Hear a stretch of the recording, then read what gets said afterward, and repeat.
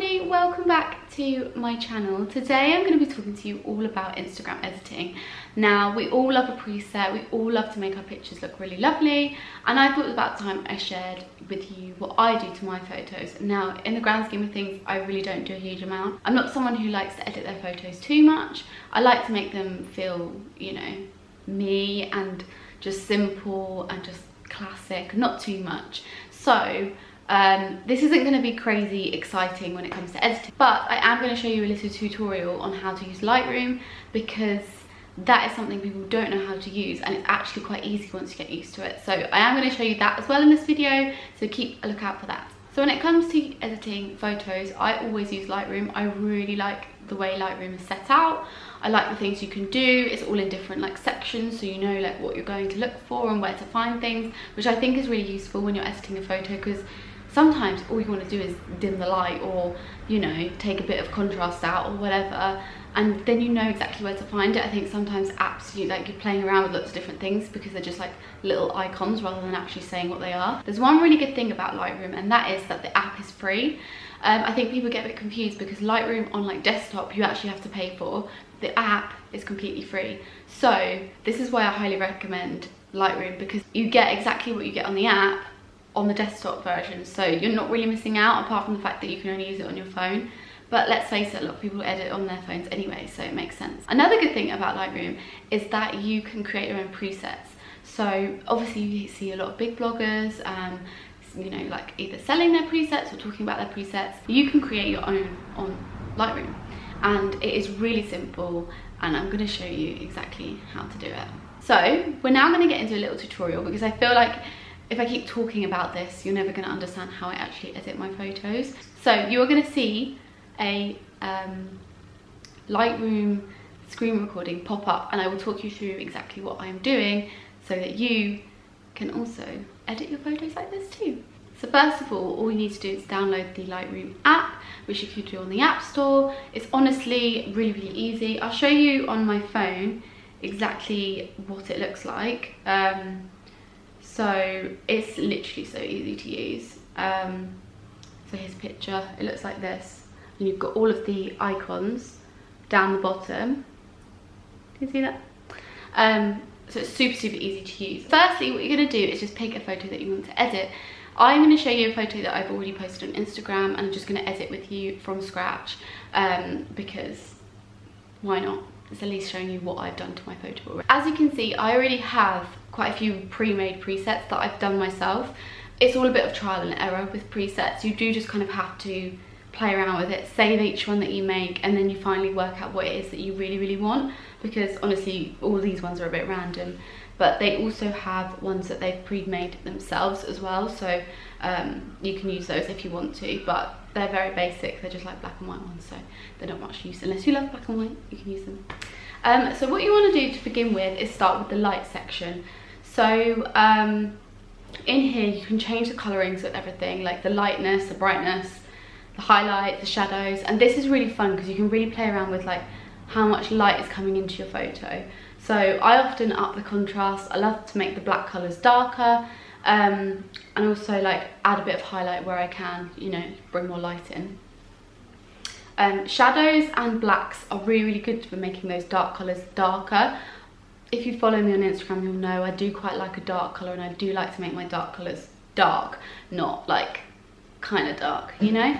Also in the light section you've got this curve editing area. You can use this if you want to. I don't find it much use, to be honest. Sometimes if you've got a really dark photo, it's good to lighten certain areas of the photo, which that's good for, but I don't tend to use it too much. We then get into the colour section, which I really like using because it really lets you play around with the colours within your photo without, you know, going too drastically. Well, you can go drastic if you want to, but it's good to play around with them.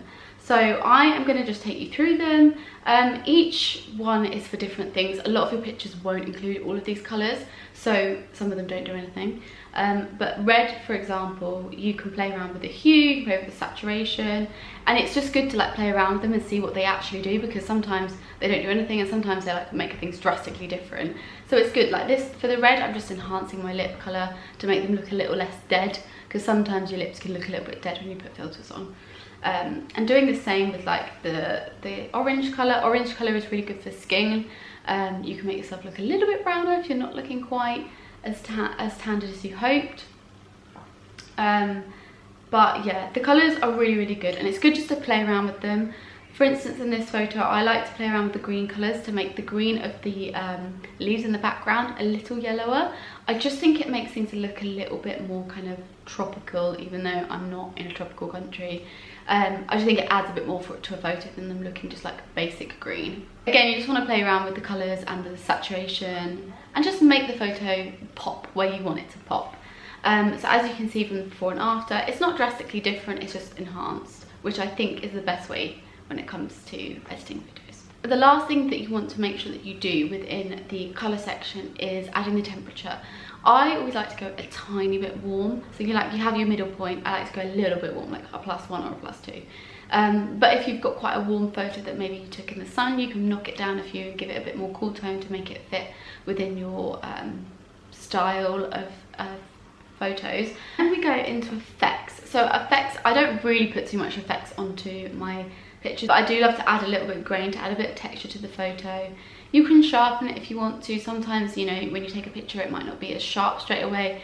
If it's like a tiny bit blurry, sharpening is really good for making it like perfect. So as you can see, the photo is pretty much just enhanced. I haven't really gone too drastic on it. I haven't really like changed too much about it. And that's basically what I do when it comes to my editing. I don't really want to be too far distant from the photo that I took originally. I just want to enhance it and make it look a little bit more like, whoa, that's a good photo, you know? So yeah, that is how I edit the photos.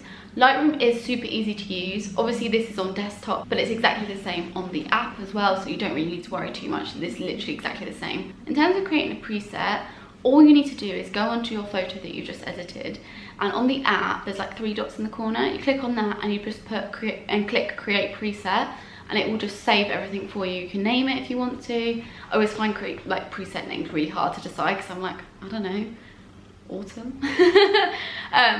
So yeah, you can name it and then you can just save them all, and you can delete them when you decide that you don't like them anymore. I do have a lot that I've saved that I would never use anymore, but because obviously each season and each like time of year and when your style changes, you're going to change what preset you like and where your location is. I do just use like one preset all the time, and I know a lot of people do have indoor presets and they have outdoor presets and they have you know, like summer holiday presets. I don't really have the experience of doing different things just yet. Like if I was to go on lots more holidays, I may then have a holiday preset, but at the moment I don't. I just have one preset that I always use. One thing to note about presets is you may find that your preset doesn't work with every photo. Some photos you'll put the preset on and it will look so vastly different to any of the others. That might be down to lighting, it might be down to I don't know, the colors within the photo.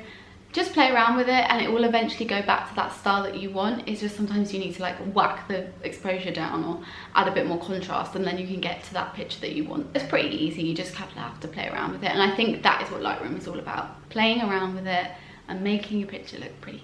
So I hope this helped in terms of editing photos.